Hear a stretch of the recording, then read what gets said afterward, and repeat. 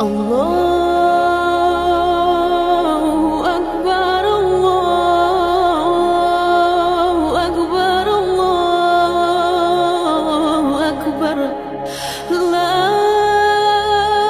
ilaha illallah, Allahu Akbar. Allahu Akbar walillahil hamd. Syukur kami di hari nan fitri mencapai rahmat Tuhan Ilahi Rabbi. Basa badena yo mananti lentunan saluang menari-nari.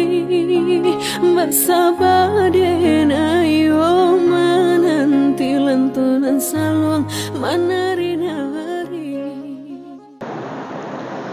Assalamualaikum warahmatullahi wabarakatuh. Bismillahirrahmanirrahim. Alhamdulillahirabbil alamin. Wa nasta'in. Asyhadu an la ilaha illallah wa asyhadu anna sayyidana Muhammadan abduhu wa rasuluhu.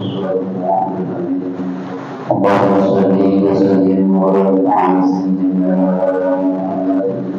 الفاتح ورحمة الله صلى الله عليه وسلم نستغفر وعلى آله وصحبه وسلم. سبحانك لا علم لنا إلا ما علمتنا إنك أنت العليم الحكيم.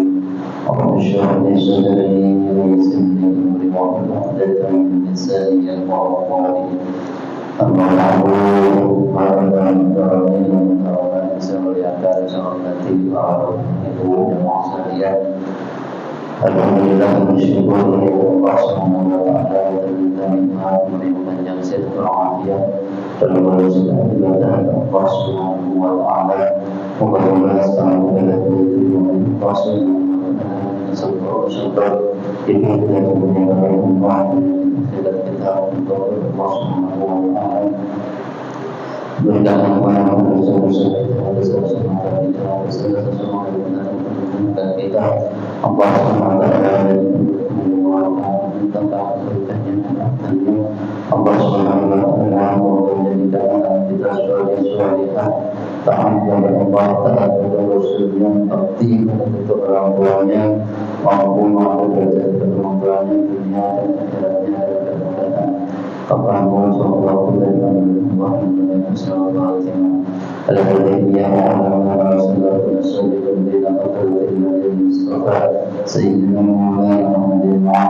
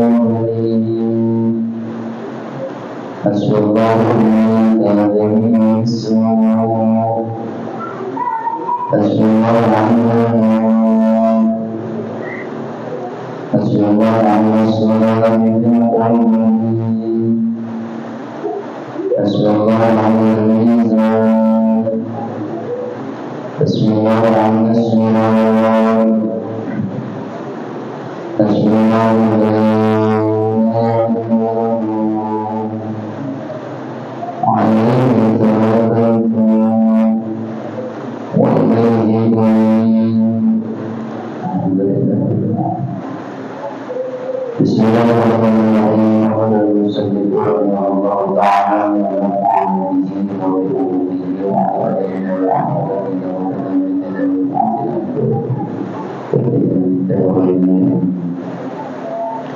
ويجوز للخالدين من المقيم في وقت الماضي أن يجمع بينهما الذكر والتشريك والمغربي والإشارة في وقت الثاني بل في وقت الأولى منهما إن بلغ القمر على الثوب وأسفل المعطي ووجد شروط السابقة في تم التقديم ويشترط أيضا وجود المعطي في مواد الشجرتين ولا يكفي به في أثناء الأولى منهما.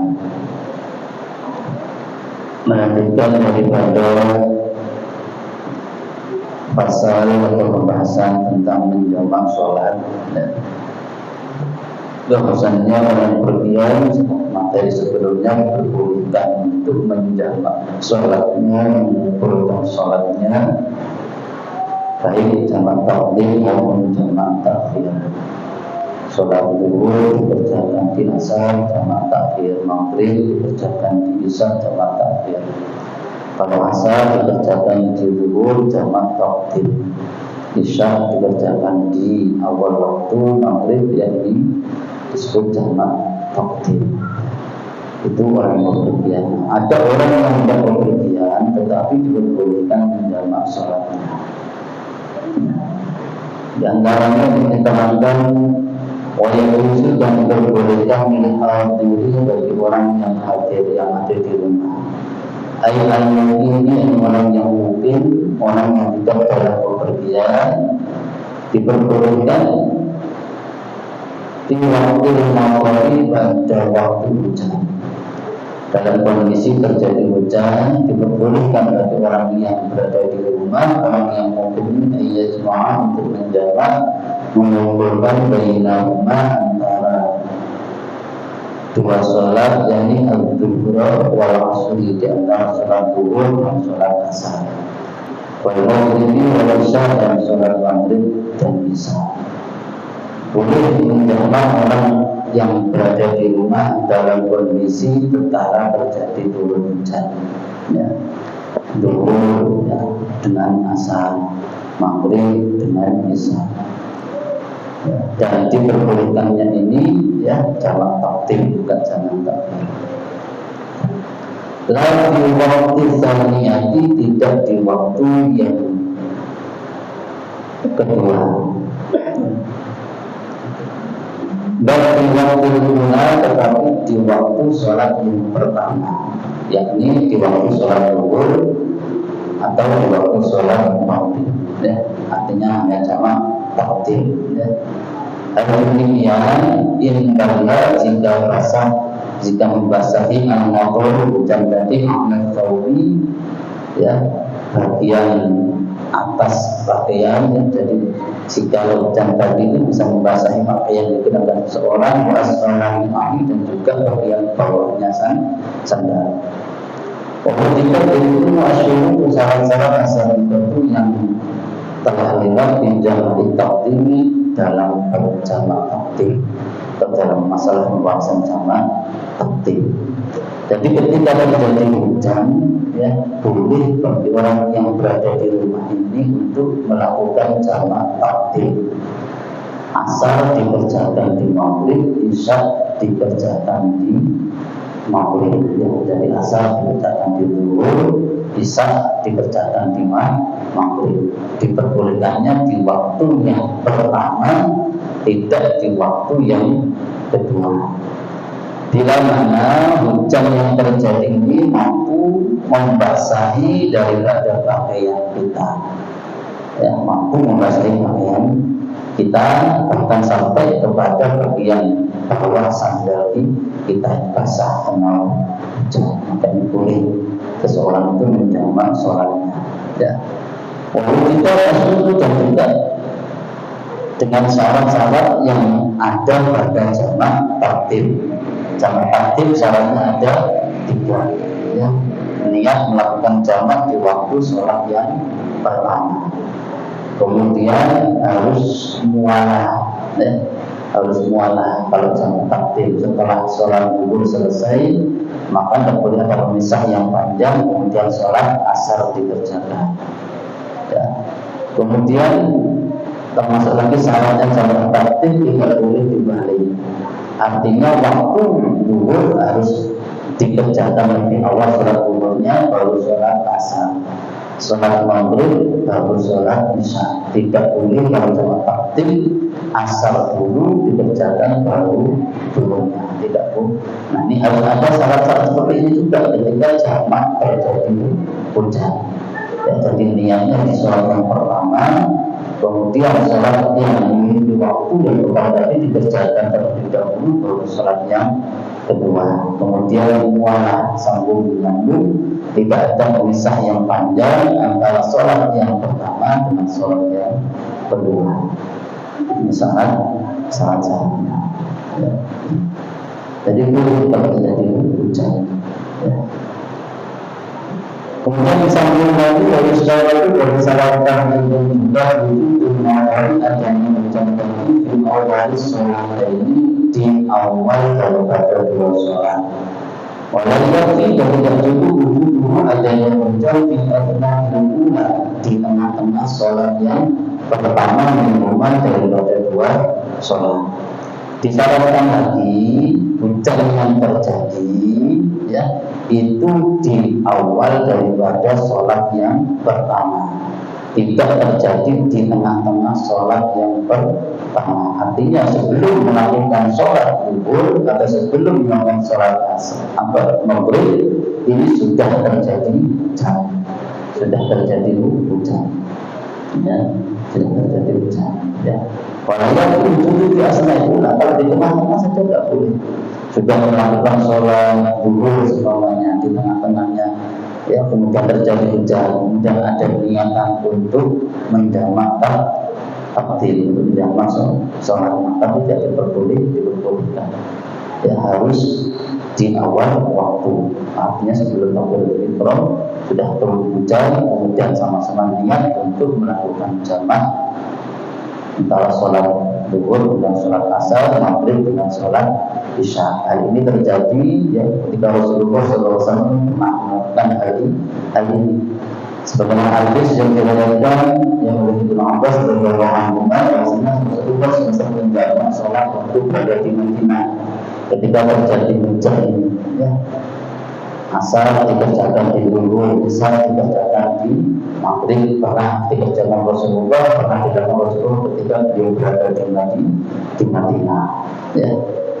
Kalau Imam Muslim mengatakan dalam hadisnya itu dari khawfi wala safarin, ya, tanpa ada sholat khawf takut dan tidak tanpa Rasulullah berpergian, ini berada di rumah terjadi hujan. Ini pernah dilakukan Rasulullah SAW.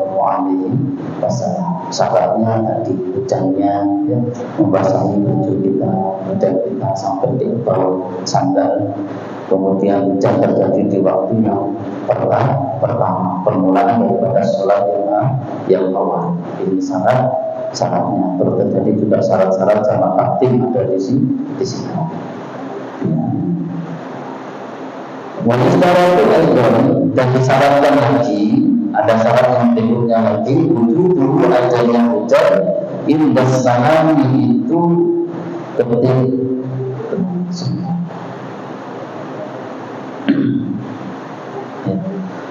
indah salami itu ketika salam dengan pulang daripada salam yang pertama, salam baik itu istimewa berlanjut hujan ketiga dan setelah salam yang pertama pulang ketiga berlanjut. Artinya hujan yang terjadi ketika salam yang pertama itu masih sedang hujan. Ya, jadi ketika melakukan sholat zuhur tadi sebelumnya sudah hujan, ini hujannya deras. Ya, terus kita niat jamak, dijamak sholat asarnya sekalian jamak takdim. Kemudian selama berlangsung sholat tadi sampai salam yang pertama masih terjadi hujan. Ini disyaratkan. Yang mungkin ketika salam pertama assalamualaikum warahmatullahi wabarakatuh, hujan masih turun, hujan masih berlanjut. Nah setelah salam yang pertama terjadi, ya setelah salat pertama hujan itu reda, tidak masalah, tidak apa-apa. Di sini dikatakan sahwa istamar orang dari ketika amlah, ya. Jadi setelah salam yang pertama langsung menambah salam yang kedua, assalamualaikum warahmatullahi wabarakatuh. Hujan reda, tidak masalah, boleh. Yang penting sampai salam yang pertama hujan tadi masih terjadi, masih berlangsung hujan. Ini syarat salamnya. Ya. Itu misalnya. Nah kemudian lagi perlu diperhatikan bahwa kasus yang dikhususkan usul jari keringanan menjamak ini memerlukan sholat ini dimulai sebagai dari hujan musalli terhadap orang yang sholat ya di jamaatin secara berjamaah di masjid awalihi atau di selain masjid min mawadhi'il jamaati ya, yakni di tempat-tempat lain yang digunakan untuk berjamaah bagi yang jauh bukan di dalam secara uruf, secara apa namanya itu dikatakan secara adat ya, itu jauh tempatnya.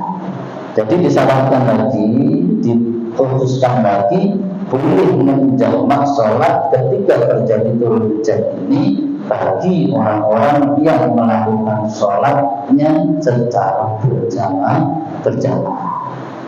Kalau sholat sendiri di rumah, walaupun berjamaah sendiri di rumah tidak diperbolehkan. Ya. Bagi orang-orang yang melakukan sholat secara berjamaah di masjid boleh. Ya. Jadi orang-orang yang berjamaah tadi di masjid atau di tempat-tempat lain selain masjid yang digunakan untuk berjamaah yang mana itu tempat itu jauh daripada rumahnya, ya, jauh daripada rumahnya, ya. Jadi kalau sholat sendiri di rumah walaupun berjamaah tidak diperbolehkan, harus sholat orang yang bersolat berjamaah di masjid atau di tempat-tempat jamaah yang lainnya yang mana tempat jamaah itu jauh daripada rumahnya secara umum, secara ukuran pandang tempat itu jauh ya. Ini. Kemudian lagi wajata'adha dan mendapatnya kesengsaraan atau kesusahan sakit ya lidahiri ada itu orang yang berangkat dari masjid ke masjid atau selain masjid min mawadhi'il jamaah daripada tempat-tempat jamaah di mawadhi sebab hujan pintori ini di jalannya orang yang berangkat ya.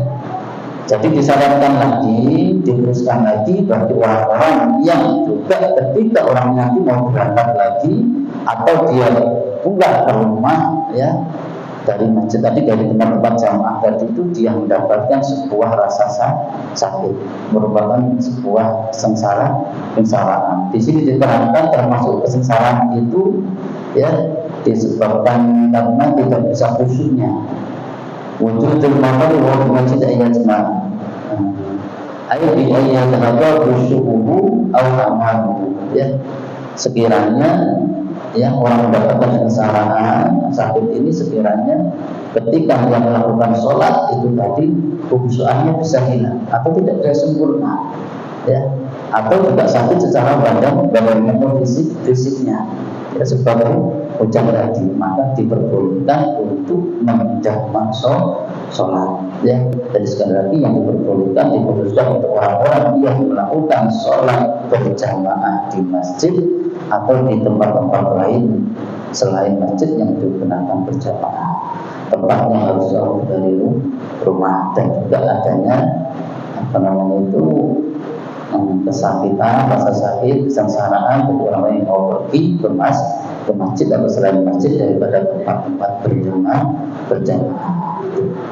Yang diuruskan ini bagi orang-orang tersebut maka itu diperbolehkan untuk menjamak sholat ya ini. Rasulullah SAW pernah juga Rasulullah SAW itu ya mengimami orang-orang yang jauh dari masjid yang melakukan sholat jamak ketika terjadi hujan ya ini. Kalau bagi imam boleh karena menjadi imam ya karena dia dituntut untuk menjadi imam bagi orang-orang makmum yang rumahnya jauh dari masjid yang ketika itu terjadi hujan, ya, itu diperbolehkan. Atau memang karena rumahnya Rasulullah daripada istri yang lainnya, ketika Rasulullah berada di istri yang lainnya, rumahnya yang jauh dari masjid, ya, itu jadi diperbolehkan, ya. Nah, ini masalah berjamaah sholat, ya, ini masalah berjamaah sholat. Kemudian pasal berikutnya pasal, ya. Wassalam itu dulu dari Jumat atau syarat-syarat wajibnya Jumat sama masyarakat itu ada 7 perkara kebutuhan. Pertama sholat Jumat, dan sholat Jumat syarat wajibnya itu ada 7 perkara ini. Kalau orang ini memenuhi 7 perkara ini, maka dia wajib untuk menunaikan, untuk melaksanakan sholat Jumat. Sholat Jumat, hari Jumat ini luar biasa, hari yang mulia, ya, hari yang mulia. Kalau orang-orang bahari, orang-orang dahulu, ya, kalau di daerah Banjarmasin, Matamura, di Jawa dan sebagainya, biasanya itu kalau hari Jumat itu hari libur sekolah itu libur. Ya, kenapa? Karena hari Jumat menunjukkan biar nanti bisa cepat-cepat persiapan untuk menghadiri sholat Jumat, ya. Ya, bahkan orang-orang dahulu itu pada hari Jumat, ya, itu membiasakan mulai dari habis subuh sampai habis sholat Jumat baru pulang. Ya, ini orang-orang dahulu, ya. Kalau kita kan sibuk, ada yang kerja dan lain sebagainya, ya. Ini orang dahulu itu kan bertani dan sebagainya, ya. Ulama-ulama dahulu itu, ya, kayak Pak Hamid sekarang itu, kalau sudah habis subuh di hari Jumat itu tidak pulang sampai setelah sholat Jumat baru pulang, ya. Dan dahulu zaman Pak Hamid sekarang itu di Pasuruan itu tidak ada masjid-masjid yang lain selain masjid Agung tempat Pak Hamid itu. Tujuannya apa? Biar Jumatan itu jadi satu, ya, jadi satu, menunjukkan semakin semaraknya sudah daripada Islam. Jadi hari Jumat itu hari yang luar biasa, hari yang mulia, ya, hari abdal-abdalnya hari dalam seminggu itu hari Jumat, ya. Di hari Jumat itu yang dikumandang fihi tahun anti akhir 600.000, ya. Orang-orang yang disiksa di dalam api neraka itu dibebaskan oleh Allah Subhanahu wa Ta'ala, dibebaskan oleh Allah Subhanahu wa Ta'ala di hari Jumat. Orang yang meninggal di hari Jumat, maka tapi kataba lahu ajrul syahidin. Orang yang meninggal di hari Jumat ditulis sebagiannya mendapatkan pahala orang yang mati syahid. Orang yang meninggal di hari Jumat. Walaupun, ya, dan orang yang meninggal di hari Jumat pula, ya, itu walaupun fitnatan kubri, orang itu aman, selamat daripada fitnah alam kubur, ya. Selamat daripada fitnah di alam kubur. Ini hari Jumat. Orang yang meninggal di hari Jumat ini, ya, memiliki keutamaan sebelum diberi pahalanya orang yang mati syahid, diselamatkan dari fitnah di alam kubur, ya. Makanya hari Jumat itu juga ada yang mengatakan yaumul masjid, hari bertambah ziyadatul khairati fihi, karena banyaknya bertambahnya kebaikan-kebaikan di hari Jumat tersebut, ya. Makanya dia mengatakan yaumul masjid, ya, li ziyadatul khairati fihi, karena banyaknya kebaikan-kebaikan, bertambahnya kebaikan di hari Jumat. Banyak sekali fadilah-fadilah, ya, di hari Jumat itu hari yang luar biasa. Dalam kitab Al-Qur'an diterangkan Idul Mukminin, hari Jumat itu lebarannya orang-orang yang beriman, ya. Karena diperhatikan, ya, suruh berangkat cepat-cepat, ya, jangan sampai amalannya itu dalam hadis itu lebih dulu khotibnya masuk ke masjid daripada kita. Usahakan kita masuk masjid itu sebelum khotib masuk masjid ditangkap. Kalau sudah masuk dalam masjid khotib dahulu, orang-orang setelah yang khotib masuk dalam masjid itu sudah tidak tercatat, Waktu yang subuh catatan malaikat yang bertugas di pintu-pintu masjid di hari Jumat itu sudah ditutup, ya, sudah ditutup. Yang nyata orang ini datang pertama, datang kedua, datang ketiga, datang sekian ya. Sampai khotibnya datang, maka malaikat menutup lembaran buku yang tadi catatan-catatannya. Kemudian malaikat itu mengumpul di pinggir aula mimbar. Jadi samping mimbar, di sekeliling mimbar, mereka berkumpul di situ mendengarkan khotib sedang khutbah. Itu para malaikat. Apalagi kita manusia, ya. Apalagi kita Allah Subhanahu wa taala, ya, manusia ini, ya. Ketika khotib sedang khutbah, yang membukunya tentang kita istimewa didengarkan, betul, tidak boleh bicara, tidak boleh pandangan, tidak boleh dikir dan sebagainya. Yang dengan lisan kita disuruh berhenti. Ya, ya. Ya, hari Jumat banyak sekali orang yang mandi di hari Jumat, masya Allah luar biasa pertamanya. Jadi doakan keluar dukung oleh malaikat. Ya. Hari Jumat merupakan juga kafarat, ya, kafarat bagi kita, ya, antara Jumat yang kemarin sampai Jumat yang ini, ya, itu termasuk apa, dosa-dosa kita diampunkan oleh Allah Subhanahu wa taala. Ya, jadi hari Jumat itu afdalul ayyam, mulia-mulianya, utama-utamanya hari Jumat. Ya, nah, kalau secara umum yang paling mulia itu adalah hari Arafah. Hari Arafah itu paling afdal, ya. Hari Arafah tanggal 9 Dzulhijjah. Itu orang-orang wukuf di Arafah itu hari yang paling utama. Karena kita disunahkan untuk puasa Arafah pada tanggal 9 Dzulhijjah. Setelah hari Arafah baru hari Jumat. Itu mulia. Setelah hari Jumat di bawahnya itu lagi hari raya itu Adha. Itu mulia. Setelah hari raya Adha baru hari raya itu Fitri. Baru raya dan Fitri. Ya. Jadi hari Arafah paling afdal, kemudian hari Jumat, hari raya Adha, hari itu Fitri. Kalau malam yang paling utama itu Lailatul Syahri Nabi Muhammad sallallahu alaihi wasallam. Malam yang paling utama itu malam di mana Nabi kita Muhammad sallallahu alaihi wasallam dilahirkan. Itu afdalnya malam. Tidak ada lagi yang paling afdal daripada malam dilahirkannya Rasulullah. Baru malam Lailatul Qadar. Ya. Nah, malam dilahirkannya Rasulullah terjadi sekali sepanjang zaman, termasuk kita tidak menjumpai, ya.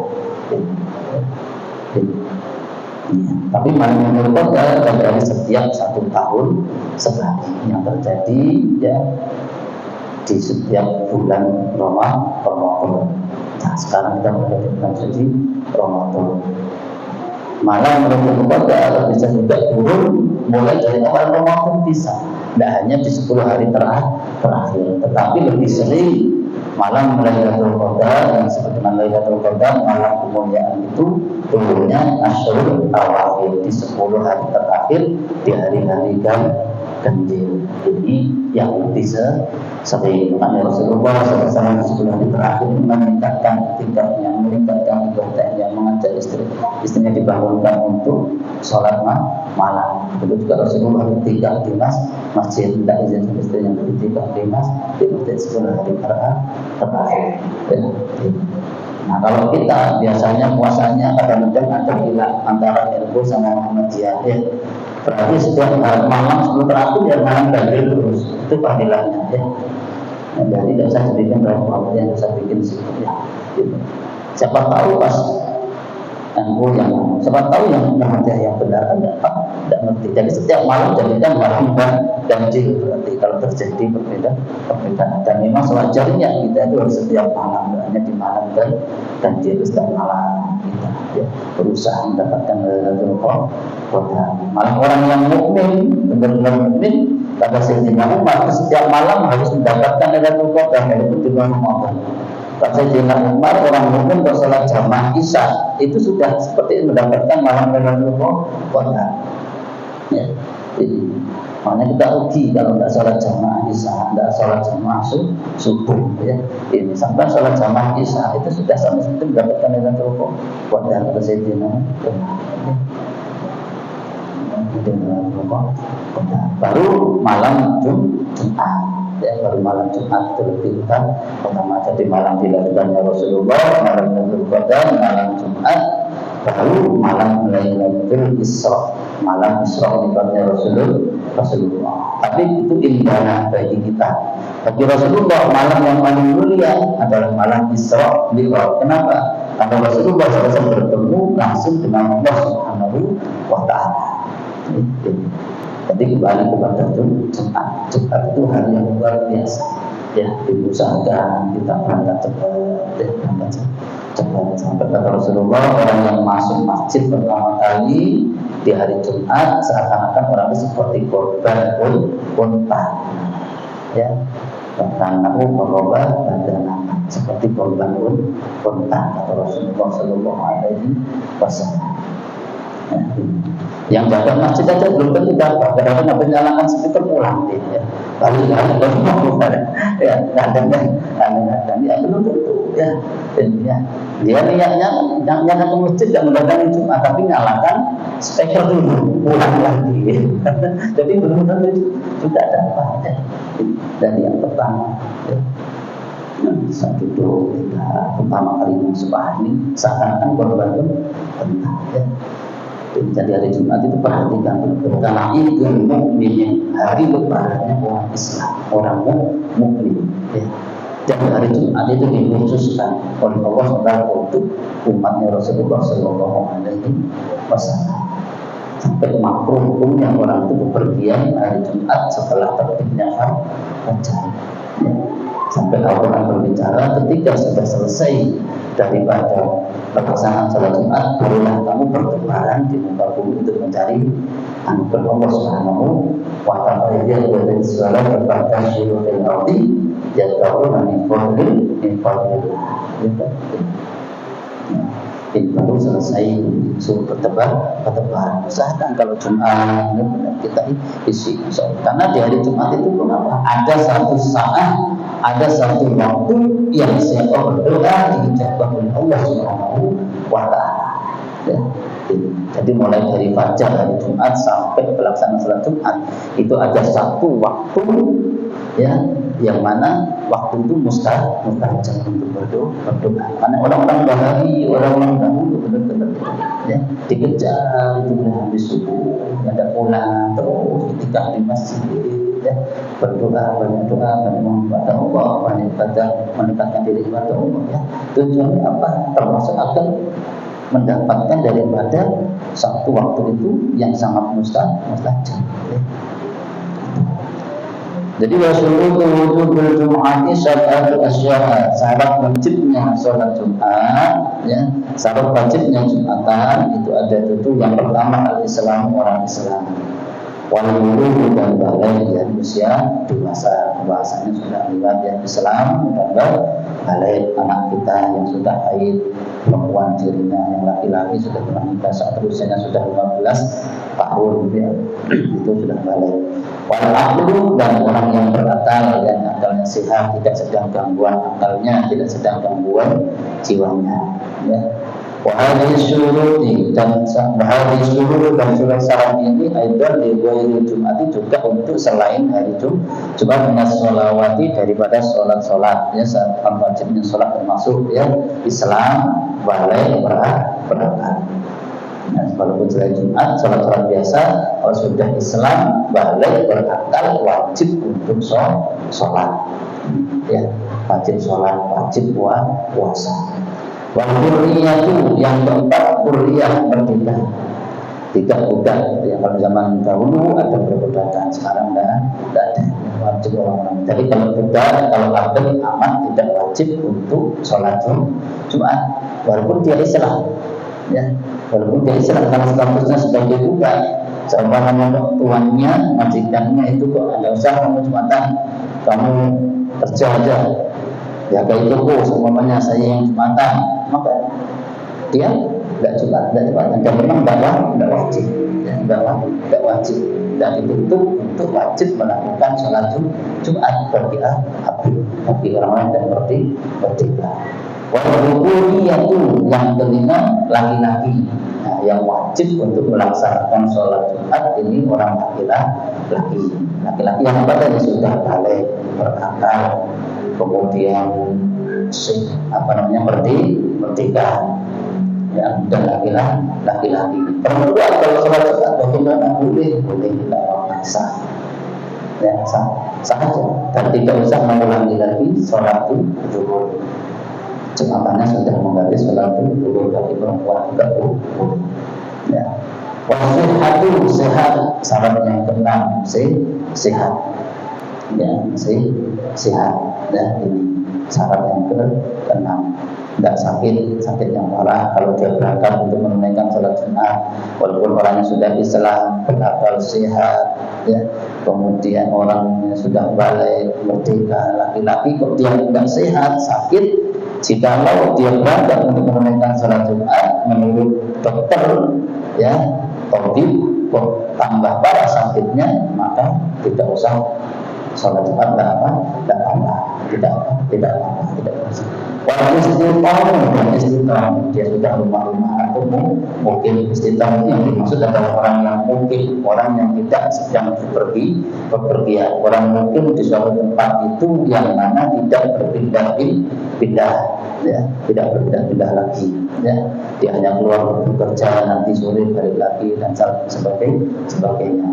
Intinya dia sedang mungkin tidak dalam kondisi musafir. Ini namanya istiqomah, ya. Kalau wajibu al-jum'atu ala al-akhirin Allahu a'lam. Ketika kita niat untuk jamak takdim, berarti asar seumpamanya dikerjakan di duhur, maka niat ini harus sudah ada, ya, ketika berada di sholat yang pertama, ya. Boleh mulai semuanya sudah dari awal memang sudah ada niat jamak, sudah habis wudhu seumpamanya sudah punya niat jamak, berarti mulai takbiratul ihram sholat zuhur dia sudah niat untuk menjamak, nanti asalnya saya jamak. Boleh juga di tengah-tengah, kemarin diterangkan sebelum salam yang pertama. Jadi seumpamanya kok kita sudah sholat biasa, usolli fardhu arba'ah raka'atin mustaqbilan tadi seumpamanya, ya, Allahu Akbar, sudah sholat berjalan di tengah-tengah sholat atau minimal batas akhirnya sebelum salam yang pertama kok baru kita punya niat, Pak. Tiba-tiba timbul dalam hati, nanti asalnya saya jamak sekalian takdim, boleh. Boleh. Ya, artinya itu niatnya berada di sholat yang pertama. Paling terakhirnya memiliki atau meniatkan jamak adalah sebelum salam yang pertama. Nah, baru nanti asarnya setelah salam, assalamualaikum warahmatullahi wabarakatuh, kita berdiri lagi, baru sholat asarnya yang kita jamakkan takdim usolli fardhu asri jam'an taqdiman ma'ad dhuhri arba'a raka'atin seumpamanya. Kalau tanpa qasar, berarti kalau qasar usolli fardhu dhuhri raka'ataini qasran jam'an taqdiman ma'ad dhuhri, ya, saya niat sholat zuhur 2 rakaat qasar jamak takdim, atau saya jamak dengan zuhur, berarti namanya jamak takdim, ya, itu cukup, itu, ya, monggo.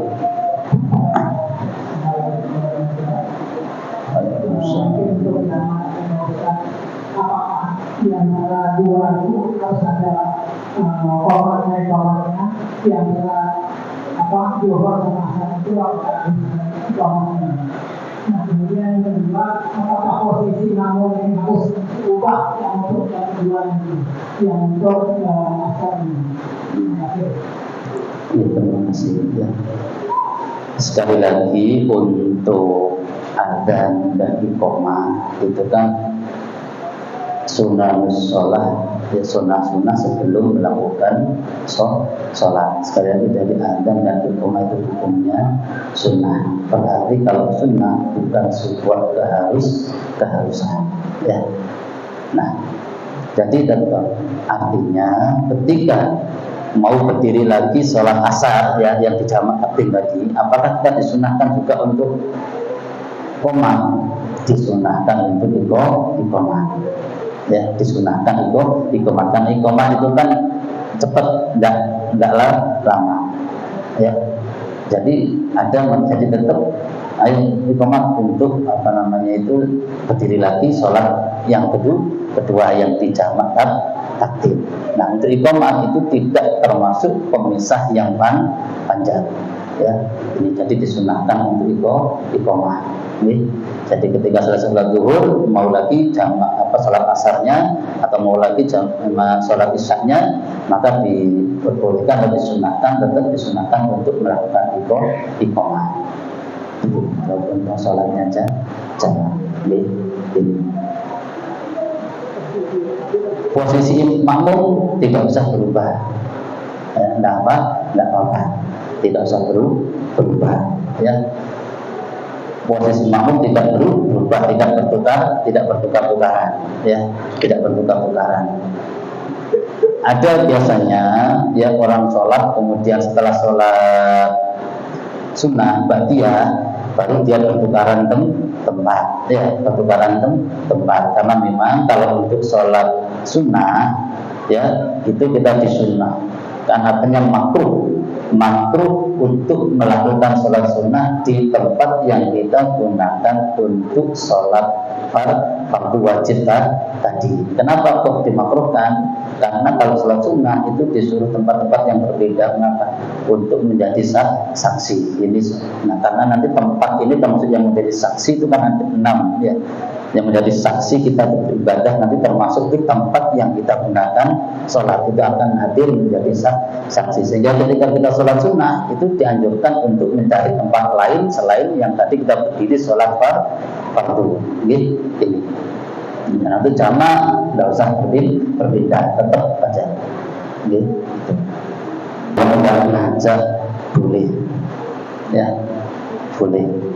Artinya berarti yang ikut tadi harus bisa menjaga hak-haknya, batasan-batasannya. Ya, ini. Ketika mohon maaf seumpamanya di dalam satu kendaraan, tapi bukan muhrim, tapi yang ini tadi ada muhrimnya, berarti itu tidak dinamakan orang yang sedang keluar, ya, tidak bersepian, tidak menyepi tanpa ada muhrim.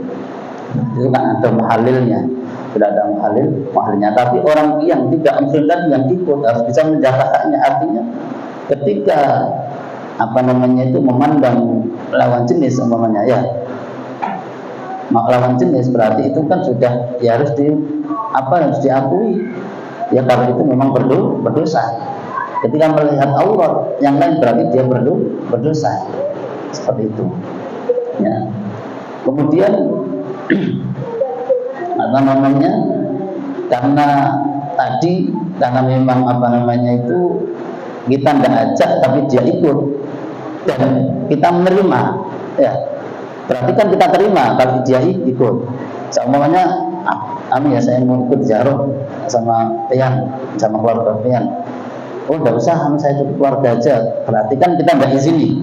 Kalau dia bisa ikut berarti kita izini. Berarti otomatis kita yang berizin juga harus memberikan batasan-batasan sama keluarga kita, lebih sama istri, sama anak-anak kita yang sudah balik. Nah, bagaimana caranya kita menghindarkan nanti tidak terjadi sebuah maksiat. Ya, seperti itu. Jika terjadi maksiat seumpamanya mohon maaf dikubur seumpamanya, kok sampai membuka auratnya sehingga terlihat oleh laki-laki lain, maka tetap kita yang membawa tetap bertanggung jawab karena kita otomatis memberi izin. Tidak kita ajak tapi kita izin ikut, berarti kita juga andil, ya, seperti itu. Okay? Itu. Okay. Sampai ke lokasi batasan yang itu dari itu apakah sampai ke timur, yang itu di luar muhrim tadi. Ya.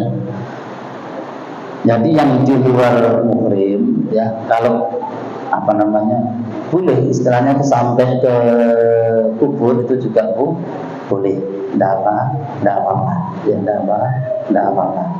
Jadi sebenarnya mohon maaf kalau yang ziarah yang di tempat-tempat pemakaman umum ya itu ya, yang dianjurkan ini adalah keluarga. Satu keluarga yang ketika tidak dimungkinkan atau tidak ada kekhawatiran untuk terjadinya sebuah maksiat itu. Jika dimungkinkan terjadinya sebuah maksiat yang dihindari, maka lebih baik yang khusus laki-laki yang berziarah ya, yang berziarah termasuk mohon maaf orang tua kita meninggal, anak-anaknya perempuan itu usahakan tidak usah ikut ngubur dulu. Tidak usah ikut ke kuburan. Kenapa? Pasti terjadi peziarah yang lainnya yang ikut.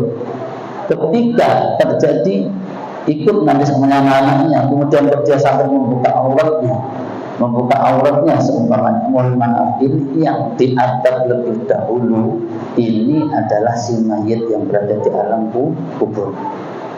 Ya, ini makanya tata caranya biarkan yang untuk menguburkan adalah orang-orang yang biasanya umumnya ya tetangga-tetangga yang laki-laki, kita sebagai anaknya yang perempuan, cucunya dan lain sebagainya, saudaranya. Nanti setelah orang-orang selesai menguburkan sepi sudah, kita baru berangkat seumpamanya berziarah, mohon doakan dan lain sebagainya.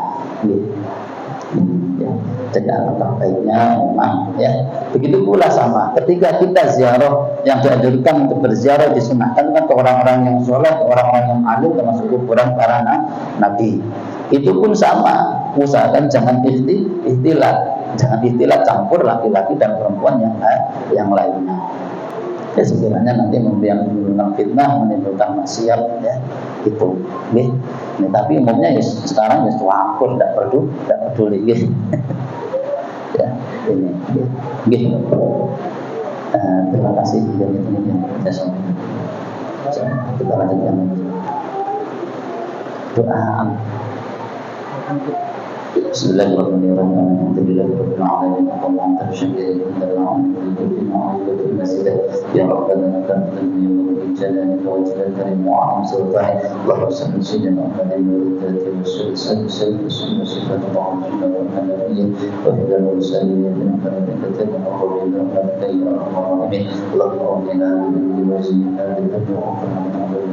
ya Allah kita berdoa kepada Allah dan Rasul Sayyidina Muhammad sallallahu alaihi wa sallam